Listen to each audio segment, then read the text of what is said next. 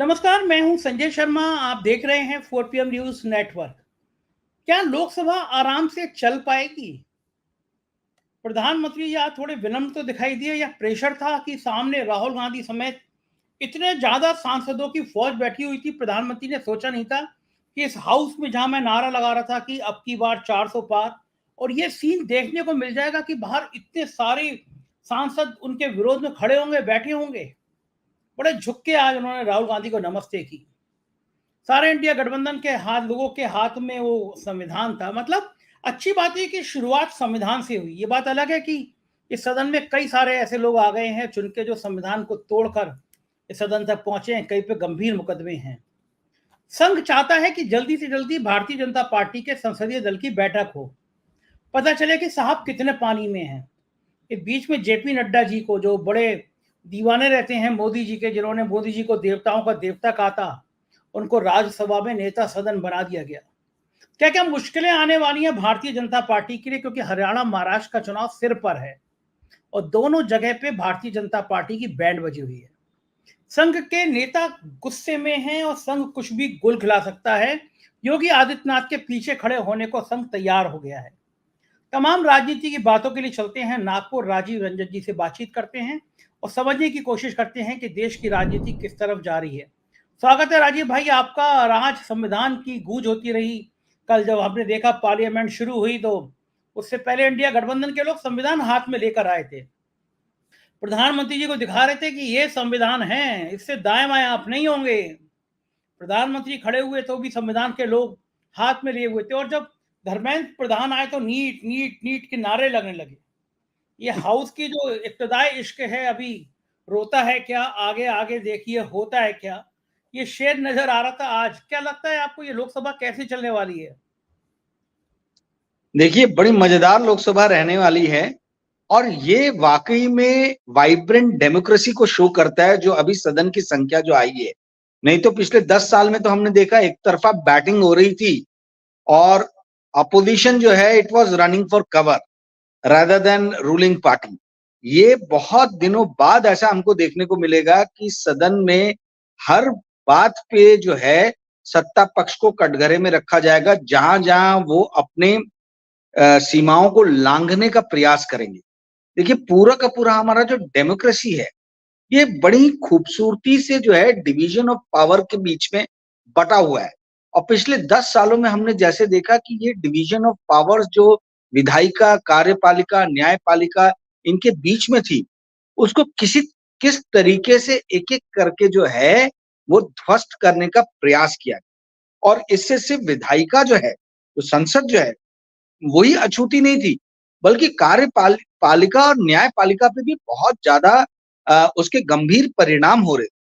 तो ये जो आज सदन शुरू हुआ है और जिस तरीके से नए मेंबर ऑफ पार्लियामेंट्स ने संविधान की प्रतियों को लेकर और जिस तरीके से लहराते हुए प्रधानमंत्री को जो एक इशारा किया है, वो ये किया है कि देखिए प्रधानमंत्री जी, आप इस देश के प्रधानमंत्री हैं और आपका ये प्रथम दायित्व बनता है कि आप अपने आप कार्यों को, अपने आप को संविधान की मर्यादाओं में रखते हुए इस देश के विकास के लिए काम कीजिए, ना कि विपक्ष को खंड खंड रूप में विभाजित करने का प्रयास करते रहिए 5 साल। ये पूरे 10 साल इतनी अच्छी इनको मेजॉरिटी मिली थी एनडीए को और बीजेपी गवर्नमेंट को, बीजेपी को खास तौर पे, कि ये बहुत ही अच्छे विकास के कार्य कर सकते थे इस देश के लिए। आपको संजय जी ये जान के आश्चर्य होगा, मैं आपको एक दो नंबर्स देता हूं जिससे आपको समझ में आएगा कि इस देश में हो क्या रहा है। हम foreign direct investment, foreign direct investment, foreign direct investment, मतलब जब से 2014 से मोदी जी आए, हम सिर्फ एक ही बात बोलते हैं कि मोदी जी जो है वो बाहर का दौरा इसलिए इतना करते हैं क्योंकि ये विदेशों से पूंजी ला रहे, फॉरेन डायरेक्ट इन्वेस्टमेंट इंडिया में बढ़ रहा है। क्या आप लोगों को ये बात पता है कि FY24 में, यानी जो अभी मार्च में खत्म हुआ, मार्च 31 2024 को, इंडिया के अंदर में फॉरेन डायरेक्ट इन्वेस्टमेंट अपने 41 ईयर्स, 41 साल के सबसे निचले कगार पे, सिर्फ $9.8 बिलियन का FDI इंडिया में हुआ। ठीक है, और वहीं एक दूसरा आंकड़ा देते, इंडिया के अंदर में इंडिया वर्ल्ड में टॉप नंबर पे देश है, पहला देश है जहां पर भारत से बाहर गए हुए कर्मचारी जो है, जो भारत के लोग जो हैं, जो अपने देश में पैसा भेजते हैं, चाहे वो गल्फ में काम करके हो, मजदूरी करके हो, या यूनाइटेड स्टेट्स ऑफ अमेरिका में हाई प्रिसीशन वर्क करके हो, वो 125 बिलियन डॉलर है। देश में एफडीआई 9.8 बिलियन डॉलर, और जो भारत के लोग इंडिया में पैसे भेज रहे हैं वो 125 बिलियन डॉलर है। यदि 80 रुपए का मैं $1 पकड़ूं तो 10 लाख करोड़ भारतीयों ने, बाहर जो काम कर रहे हैं ऐसे भारतीयों ने 10 लाख करोड़ रुपए देश में भेजा है 2023 में। आप इस बात को समझिए। तो नरेंद्र मोदी के 10 साल के शासनकाल में क्या हुआ है, ना तो हम पूंजी को अच्छे तरीके से अट्रैक्ट कर पाए हैं, एफडीआई नीचे की तरफ जा रहा है। वहीं दूसरी तरफ भारत आज की डेट में विश्व का सबसे बड़ा एक्सपोर्टर बन गया है इंसानों का। हम लोगों को निर्यात करते हैं, हमारा सबसे बड़ा निर्यात क्या है? Human power. हम 125 बिलियन डॉलर का कमाई कर रहे हैं हर साल, सिर्फ अपने लोगों को बाहर भेज के, और वो जो रेसिपिएंट मनी है, जो वो पैसा भेजते हैं और जो हम रिसीव करते हैं, वो 125 बिलियन डॉलर है। इसलिए विदेशों में इंडिया के लोगों के यदि मानवाधिकार के साथ में खिलवाड़ होता है तो भी उसकी किसी तरीके की सुनवाई नहीं है, क्योंकि nobody wants to spoil this apple cart. ये जो इतना पैसा आ रहा है, ये पैसा का फ्लो रुक जाएगा यदि हम जरा भी ना नुकुर करें। और वहीं हम दूसरी तरफ मोदी भक्तों को ये बोलते हुए सुन रहे कि इंडिया एक सुपर पावर के रूप में उभर रहा है। भैया कैसे सुपर पावर, जब आप नौकरों की सप्लाई कर रहे हैं वर्ल्ड को? क्या नौकर कभी मालिक बन सकते हैं? भले ही वो हाई प्रोफाइल वर्क आप बोलो कि आईटी ये है, भाई वो भी जो है वो एक नौकर का ही काम कर रहे हैं गोरों के। तो आप जो है एक मिथ्या, एक फॉल्स ईगो में जो जी रहे हैं। आज सबसे बड़ा जो प्रॉब्लम है, जो सबसे बड़ा जो इस बीजेपी गवर्नमेंट के जो सपोर्टर्स हैं, वो मध्यम वर्ग के लोग जो आइडेंटिटी क्राइसिस में से जूझ रहे हैं। उनको बहुत अच्छा लगता है यदि कोई कहता है कि इंडिया सुपर पावर के रूप में उभर रहा है, दे फील वेरी गुड, और वो सॉफ्ट पावर मतलब वो उस तरफ में बढ़ जाते हैं। परंतु आप थोड़े ठंडे दिमाग से आप लोग सोचिए, क्या आप लोग यदि बाहर जाके काम करने जाते हैं तो क्या आपकी वो इज्जत रह सकती है जो आप अपने देश में रह के काम करें और देश में मनी को अट्रैक्ट करें? आज फॉरेनर्स इंडिया में पैसा नहीं लगा रहे हैं, एफडीआई डिक्लाइन हो रहा है, पर हमारे भारत के लोग छोड़ छोड़ के भारत भाग के विदेशों में काम कर रहे हैं। तो अभी जो आने वाला जो संसद सत्र है, इसमें मैं ये चाहूंगा और इस देश की जनता ये चाहेगी कि हम गवर्नेंस पे ध्यान दें। हम ये ध्यान दें, देखिए गोदी मीडिया में अब चलना शुरू हो गया है कि कैसे नीट का पेपर जो है उसका लीक साइबर हैकिंग के द्वारा हुआ है और उसमें विदेशी ताकतों का हाथ। तो यार यदि आप तरीके से अपनी साइबर बाउंड्रीज को सेव नहीं कर पा रहे हो और हर चीज में विदेशी ताकतों का, विदेशी एंगल को आप दे दो, तो ये तो मतलब हास्यास्पद है। You are not able to organise your own home, और आप बात बात में विदेशी ताकतों को ले आते हो।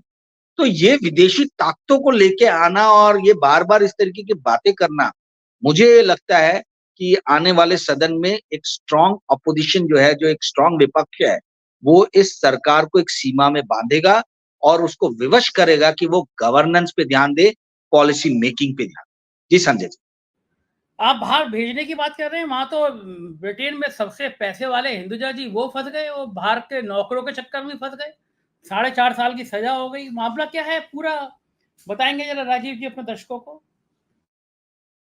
डिस्पेकेबल, अबॉरेबल, डिटेस्टेबल, जितने कड़े वर्ड यूज किए जाए, जितना निंदा किया जाए उतना कम है।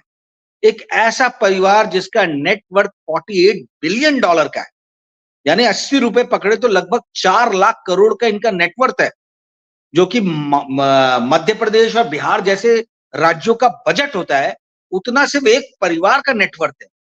और ये परिवार के लोग जहां पर एक दिन का काम करने का आपको स्विस फ्रैंक में, क्योंकि ये स्विट्जरलैंड में घटना हुई। देखिए ये भी बहुत मजेदार चीज है। हिंदुजा जी है भारतीय मूल के, निवासी हैं वो ब्रिटेन के, यूनाइटेड किंगडम के, और ये जो पूरी सजा सुनाई गई है, ये सुनाई गई है स्विट्जरलैंड में, क्योंकि उनका मेंशन जो था वो स्विट्जरलैंड में था, जहां पे कुछ भारतीय मूल के भारतीय लोगों को ले जाके नौकरों का काम करवाया जाता और उनके पासपोर्ट रख लिए गए। और उस देश का कानून ये बोलता है स्विट्जरलैंड का कि आपको फ्रैंक, स्विस फ्रैंक में सैलरी देनी है जो भी उस देश में काम करेगा। तो ताकि ये नौकर वहां से भागे नहीं, पहले तो पासपोर्ट रख लिया, दूसरा उनको स्विस फ्रैंक में पेमेंट ना करते हुए उनको इंडियन रुपीज में पेमेंट किया जाता, जहां एक दिन में उनको जो पैसे जो देना चाहिए था, हर घंटे का कुछ $22 के आसपास है मेरे ख्याल से, वो इन लोगों को $8 दिया जाता, 22 या $32 है शायद। तो यानी आप सोचिए कि ये इतना बड़ा कंजड़ापन, इतनी कंजूसी, आई मीन ये अगर कोई छोटा आदमी करता तो समझ में आता, भाई यूनाइटेड किंगडम के, ब्रिटेन के सबसे रईस परिवार के लोग जो हैं, वो जो उचित लेबर का कॉस्ट दिया जाना चाहिए, वो उचित लेबर का कॉस्ट नहीं दे रहे हैं। वो मानवाधिकारों का उल्लंघन कर रहे हैं पासपोर्ट रख के, वो 12-12 घंटे काम करवा रहे हैं अपने नौकरों से, और उसके बाद में वो धमकी दे रहे हैं कि भाई आप कहीं जाके कंप्लेन नहीं करेंगे। ये स्विट्जरलैंड की कोर्ट ने पूरे भारतवर्ष के पूंजीपतियों को एक आईना दिखाया है कि आपको अपने देश में जो करना है वो कीजिए, परंतु यदि आप हमारी धरती पे उतरकर किसी भी व्यक्ति के मानवाधिकारों का उल्लंघन करेंगे तो हम आपको कहीं का नहीं छोड़ेंगे। इस बुढ़ापे में 4.5 साल की सजा जो है वो हिंदुजा जी अब 4.5 साल स्विट्जरलैंड की जेल में काटेंगे, उनकी बीवी काटेगी, 4 साल उनकी बहू काटेगी और उनका बेटा काटेगा। आप सोचिए इतनी जग हसाई जो है भारत के किसी भी पूंजीपति का नहीं हुआ विश्व में, और भारत जो है एक मजाक का पात्र बन गया सिर्फ इन लोगों की बेवकूफी के कारण कि आप भारत से जाके, भारत में गरीब गुरबा लोग रहते हैं, आप वहां से लोगों को लेके जाइए और उनका शोषण ढोन कीजिए और आपके साथ में कोई भी कार्रवाई नहीं होगी। यदि स्विस कोर्ट के और स्विट्जरलैंड सरकार की अनुसरण यदि भारतीय सरकार और भारतीय कोर्ट करे तो ना जाने कितने पूंजीपति आज जेल के सलाखों के पीछे नजर आएंगे, क्योंकि यहाँ पर तो बात बात पे लोगों के मानवाधिकारों के साथ का उल्लंघन करना एक आम बात हो गई। कर्मचारियों को आप 8 घंटे के बदले 12-12 घंटे काम कराते हैं, और एक महानुभाव है नारायण मूर्ति जो अपने पोते के होते से ही जो है, नाती के होते से ही उसको लाखों मिलियन डॉलर के शेयर जो है गिफ्ट कर देते हैं, और वहीं दूसरी तरफ वो हमारे बच्चों को बोलते हैं कि आप लोगों को जो है दिन में 12-12, 14-14 घंटे काम करना चाहिए और अपने आप को भाग्यवान समझना चाहिए कि आपके पास में काम है। तो इस तरीके से भारत के पूंजीपति जो है, जो दिखा रहे हैं, भारत के पूंजीपति जो है वो एक रास्ता दिखा रहे हैं कि किस तरीके की निम्न सोच है उनकी, किस तरीके की संकुचित मानसिकता है उनकी, और ये हिंदुजा का जो केस सामने आया है ये उसी को प्रकट करता है। और जैसे मैंने पिछले क्वेश्चन के आंसर में कहा था, संजय जी, क्यों नहीं ये बात बहुत ज्यादा इंडिया में बढ़ रही है, क्योंकि इंडिया, ये बहुत दुख की बात और कड़वी बात है कि इंडिया आज की डेट में यदि सबसे ज्यादा कुछ एक्सपोर्ट करता है तो वो है उसका अपना ह्यूमन पावर, मैन पावर। इसीलिए हमारे लोग इजराइल में मरने के लिए चले जाते हैं, इसलिए हमारे लोग यूक्रेन में मरने के लिए तैयार है, हमारे लोग रूस में मरने के लिए तैयार है। यहाँ पे मानव अधिकार नाम की कोई चीज ही नहीं है, और यही कारण कि बड़े मजे से नरेंद्र मोदी सरकार जो है वो स्थायित्व वाले जॉब को खत्म करके कॉन्ट्रैक्ट सिस्टम लेके आ रही है। एक एक करके हम देख रहे सारी सरकारी पदों पे कॉन्ट्रैक्ट सिस्टम की बहाली हो रही है। खुद 5 साल मांगते हैं और देश के नौजवानों को अग्निवीर के द्वारा 4 साल दिए जा रहे हैं, और इस देश की जनता जो है वो सड़क पे नहीं उतर रही है। ये इसीलिए क्योंकि हमको एक इंफीरियरिटी कॉम्प्लेक्स, एक हीन भावना में डाल दिया गया है, और हमारे कॉन्फिडेंस को इतना नीचे कर दिया गया है कि यदि बताया जा रहा है कि यदि तुम्हारे पास नौकरी भी है तो अपने आप को भाग्यवान समझो, क्योंकि इस देश में तो नौकरी पाना भी अपने आप में बहुत बड़ी बात है। तो पूंजीपतियों को एक चीज सबक लेनी चाहिए हिंदुजा के इस इंसिडेंट से, और देर आए दुरुस्त है, जितनी जल्दी अपने हरकतों को सुधार लेंगे उतना उनके लिए अच्छा रहेगा। जी संजय जी। राजीव जी, एक खबर और आई थी कि भारत में करोड़पति लोगों के छोड़ने की संख्या बढ़ रही है। हर साल हिंदुस्तान से लोग छोड़ छोड़ के भाग रहे हैं। तो जो हमारे देवताओं के देवता प्रधानमंत्री बन गए, 5 ट्रिलियन इकोनॉमी बनने जा रही है, तो ये जो पूंजीपति हैं ये देश छोड़ के भाग क्यों रहे हैं? इन्हें भारत में ऐसा कौन सा डर सता रहा है, ये भारत में रहना नहीं चाह रहे हैं? कोई गरीब भागे तो सही है, लेकिन ये अरबपति खरबपति लोग ये देश छोड़ के क्यों जा रहे हैं? देश छोड़ के जा रहे हैं, इसके 2 कारण है। पहली बात है कि भाई आपको इतने जो टैक्स में पैसे दिए जा रहे हैं उसके बदले में इन अरबपति खरबपति लोगों को मिल क्या रहा है? स्टैंडर्ड ऑफ लिविंग जो है वो बहुत ही पुअर है इंडिया में। एक साफ पीने का पानी तो सरकार मुहैया नहीं करा पा रही है, आपको सुरक्षा प्रोवाइड नहीं कर पा रही है, ढंग की जो है शिक्षा आपके बच्चों को प्रोवाइड नहीं कर पा रही है। तो ये लोग इन्होंने एक पैसा अर्न कर लिया है, अब वो अपने लिए एक बेहतर जीवन की जो है वो इच्छा रखते हैं, इसलिए वो देश छोड़ के जा रहे हैं। पहली चीज ये है। दूसरी जो है वो सरकार मनमाने तरीके से किसी को भी उठा लेती है। आप यदि पूंजीपतियों से बात करें तो वो बोलेंगे इतने कंप्लायंस बढ़ गए आज की डेट में धंधा चलाने में, और सरकार बात बात पे नोटिस फेंक देती है, बात बात पे आपको कोर्ट पे लेके चली जाती है। तो कौन ये सब झेलेगा? किसको अच्छा लग रहा है? देखिए, ये इस बात को समझिए, मोदी सरकार की जो सबसे ज्यादा निंदा करने योग्य बात है वो ये है कि मोदी सरकार ये चाहती है इस देश के लाखों एमएसएमई सेक्टर और उसके मालिक जो है वो पूरी तरीके से डूब जाए, देश छोड़ के भाग जाए, और सिर्फ नेशनल चैंपियन 40-50 बड़े बड़े औद्योगिक घराने रहे, और ये 40-50 बड़े बड़े औद्योगिक घरानों को ये अपनी मुट्ठी में करके इस देश पे शासन करते रहे। इसी को प्लूटोक्रेसी कहते हैं, यानी वेल्दी लोगों द्वारा शासन करना। नरेंद्र मोदी जो है, आप इस बात को समझिए, इन्होंने जो इकोनॉमी के स्ट्रक्चर को चेंज किया पिछले 10 साल में, उसमें क्या हुआ है? उसमें यही हुआ है कि हर क्षेत्र में, हर सेक्टर में आप देखेंगे 2 या 3 बड़े प्लेयर्स आ गए हैं और बाकी सारे छोटे प्लेयर्स खत्म हो गए।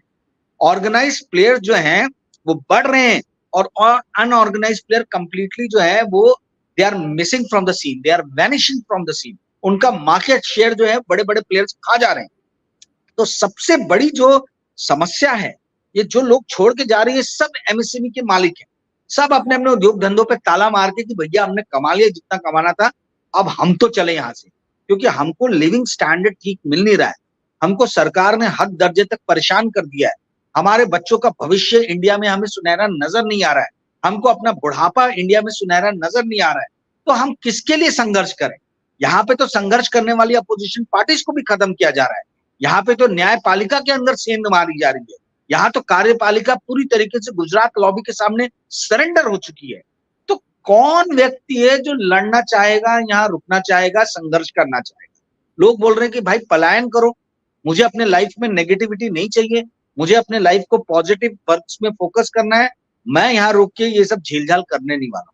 यही कारण है कि हम देख रहे हैं हर साल हजारों करोड़पति और अरबपति पूंजीपति इस देश को छोड़ के पलायन कर रहे हैं, इस देश को छोड़ के जा रहे हैं, और ये किसी भी देश के लिए अच्छी बात नहीं हो सकती है, क्योंकि जो सबसे ज्यादा प्रोडक्टिव वर्कफोर्स है, जो सबसे ज्यादा दिमाग वाला मैन पावर है आपके देश का, यदि वही एक एक करके छोड़ के जाने लगे तो आप समझिए कि देश का भविष्य जो है वो अंधेरे की तरफ जाएगा, गर्त की तरफ जाएगा। जी संजय जी। मोदी जी तो कहते हैं कि हम दुनिया की सबसे बड़ी ताकत बन रहे हैं, दुनिया हमारी तरफ देख रही है, दुनिया भारत को पसंद कर रही है, ऐसी बड़ी बड़ी बातें करते हैं देवताओं के देवता, और आप कह रहे हैं कि यहाँ भविष्य नजर नहीं आ रहा। क्या मामला है? देखिए, इस बात को समझिए, मैं आपको एक दो फिर नंबर्स देता हूँ। बड़ी बड़ी बातें अपने मुंह से कर देने में कुछ जाता है क्या? मतलब कुछ भी अपने बारे में बड़ा बड़ा बोल दो, इसमें कोई टैक्स तो लगा नहीं है भाई, कोई कुछ भी अपने बारे में बोल सकता है। इंडिया का पॉपुलेशन जो है 18% है वर्ल्ड के पॉपुलेशन, ठीक है? और इंडिया का वर्ल्ड के जो व्यवसाय जो है, बिजनेस जो है, इकोनॉमिक एक्टिविटीज जो है, वी आर कंट्रीब्यूटिंग जस्ट 3.5% और 3% of the total global GDP. वहीं दूसरी तरफ जो है हमारा एक्सपोर्ट तो उससे भी कम है, 2% के आसपास में, ठीक है? कंजम्पशन मार्केट की यदि हम बात करें तो हम मार्केट भी जो है, हमारा पॉपुलेशन बहुत बड़ा है किंतु हमारा मार्केट बड़ा नहीं है, क्योंकि यहाँ पे लोगों के पास में अर्निंग नहीं है, पर कैपिटा इनकम जो है इस देश की बहुत ज्यादा कम है। तो जो साइजेबल मार्केट जो है, जो एड्रेसेबल मार्केट जो है, भले इस देश की पॉपुलेशन 140 करोड़ हो, 12 से 14 करोड़ जो पॉपुलेशन है टॉप 1%, टॉप 5%, वही पॉपुलेशन जो है इस देश में कंजम्पशन को सपोर्ट कर रही है, यानी 7 से 8 करोड़ ही जनता जो है वो इस देश के कंजम्पशन को सपोर्ट कर रही है। और यही वर्ल्ड इनइक्वालिटी लैब की रिपोर्ट आई थी 4-5 महीने पहले, जिसमें कहा गया था कि टॉप 1% जो है वो 21-22% इस देश का इनकम लेके जाते हैं और 42 से 44% वेल्थ के ऊपर में इस टॉप 1% पॉपुलेशन का कब्जा है। आप इस चीज को समझिए संजय जी, 2020 से लेके 2023 तक 6 करोड़ सिटी में काम करने वाले वर्कर जो हैं वो अपने अपने गांवों में लौटे हैं और एग्रीकल्चर वर्कफोर्स में वो ऐड हुए। 6 करोड़। इंडिया का जो मैन्युफैक्चरिंग सेक्टर 2015 तक 17% कंट्रीब्यूट करता था, वो 2015 से 2021-22 तक घट के सिर्फ 13% कंट्रीब्यूट करने लगा। जॉब जो है वो तो मैन्युफैक्चरिंग में ही होती है ना, तो यदि मैन्युफैक्चरिंग सेक्टर आपका ये होगा, सिमटेगा, तो जॉब्स भी क्वाइट ऑब्वियस है कि वो सिमटेगी। पीरियोडिक लेबर फोर्स सर्वे का जो डाटा है, जो मुझे जहां तक याद आ रहा है, 45 लाख जॉब्स जहां क्रिएट होनी चाहिए थी, वो मंथली घट के 29 लाख जॉब्स आ गई। तो हर तरफ से हम देख रहे हैं कि इस देश के अंदर में जो मेन जो गवर्नेंस का सिद्धांत होता है कि इस देश के लोगों की आर्थिक स्थिति को सुधार करना, आर्थिक स्थिति में सुधार करना, वही चीज मिसिंग है।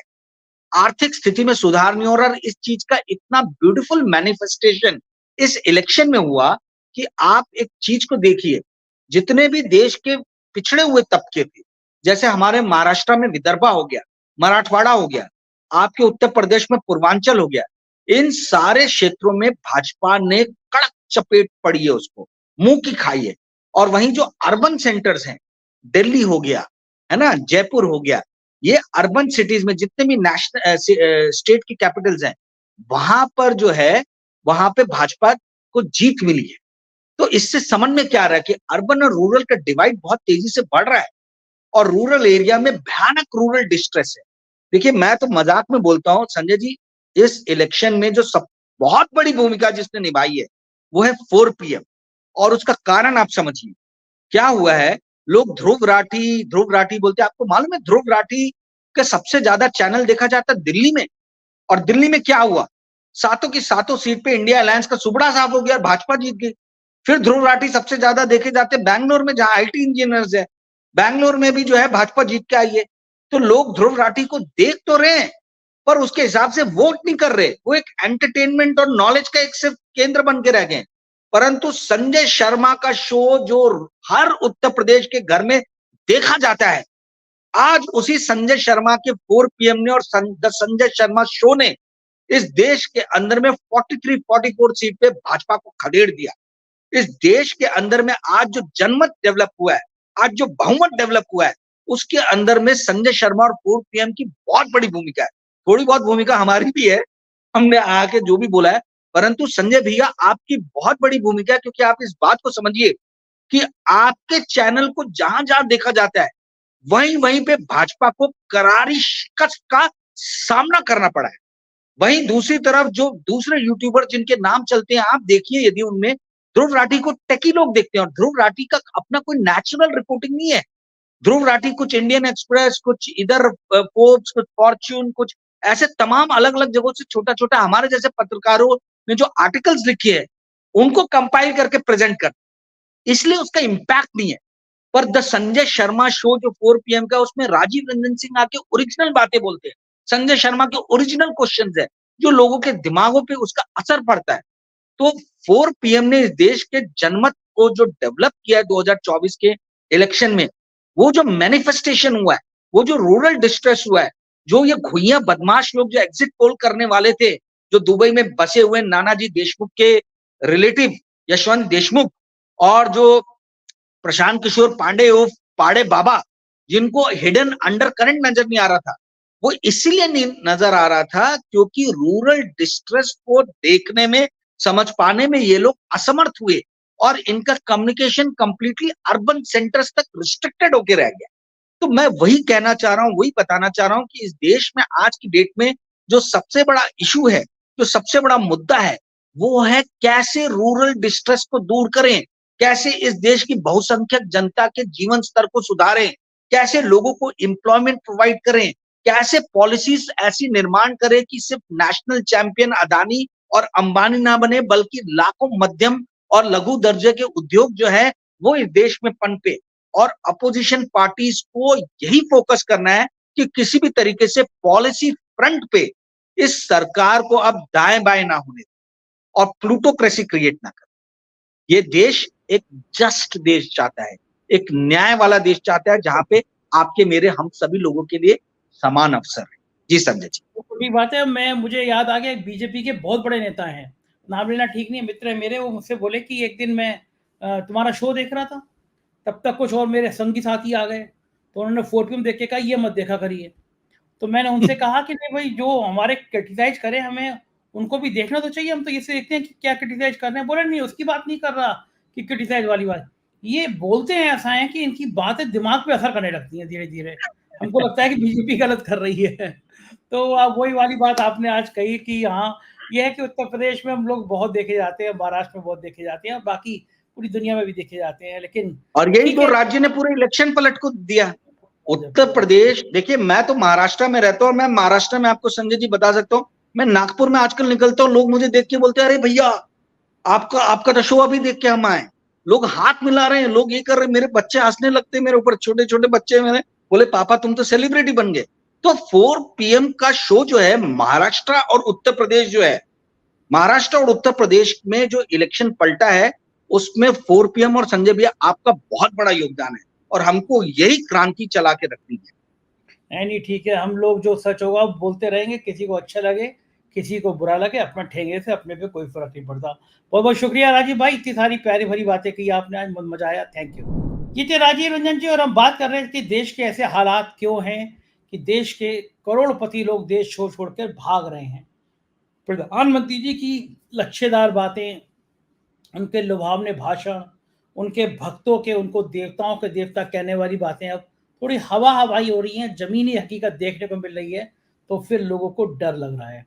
कैसी लगी बातचीत बताइएगा जरूर, चैनल को ज्वाइन कीजिएगा, सब्सक्राइब करिएगा। शुक्रिया, थैंक यू।